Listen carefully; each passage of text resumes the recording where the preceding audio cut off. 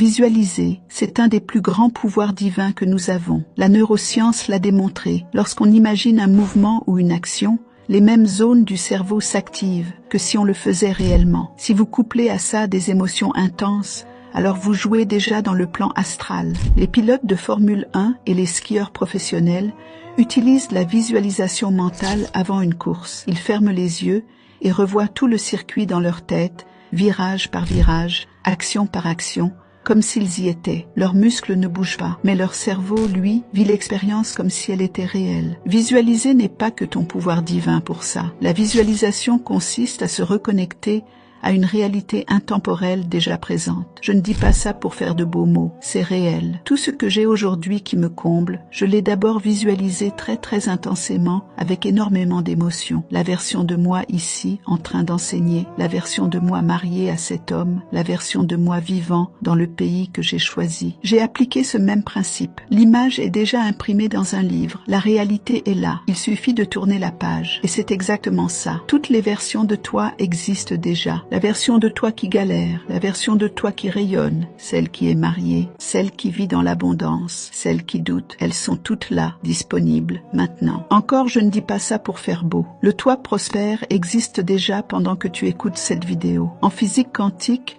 on appelle ça la superposition. Toutes les réalités coexistent et c'est ton état intérieur, ta fréquence, ton intention, qui sélectionne celle que tu vis, tu la sélectionnes. Voilà pourquoi je vous répète toujours, ne priez pas en suppliant, vous tapez dans une version de vous qui n'a pas. Voilà pourquoi je vous dis que Dieu, c'est vous. Si depuis tout petit on nous avait guidés vers ça, expliqués, éduqués comme ça, tu n'aurais pas la vie que tu as. Et la visualisation, ce n'est pas juste de l'imagination, c'est l'acte sacré par lequel tu rejoins une version de toi qui existe déjà, une version alignée, paisible, puissante. Quand tu visualises de la bonne manière, tu changes de ligne de réalité, tu changes ce que les gens appellent le futur. Tu peux ajouter maintenant une routine sacrée pour soutenir l'énergie du processus. Je vous explique ceci avec des exercices dans plus de 6 heures de cours dans le cours 2 sur les chakras. Si tu veux changer ta vie, tu dois incarner une nouvelle vibration chaque jour, chaque matin, chaque soir. Tu dois te connecter à ce que tu veux être et te le rappeler jusqu'à ce que ton monde s'incline. Paix et bénédiction.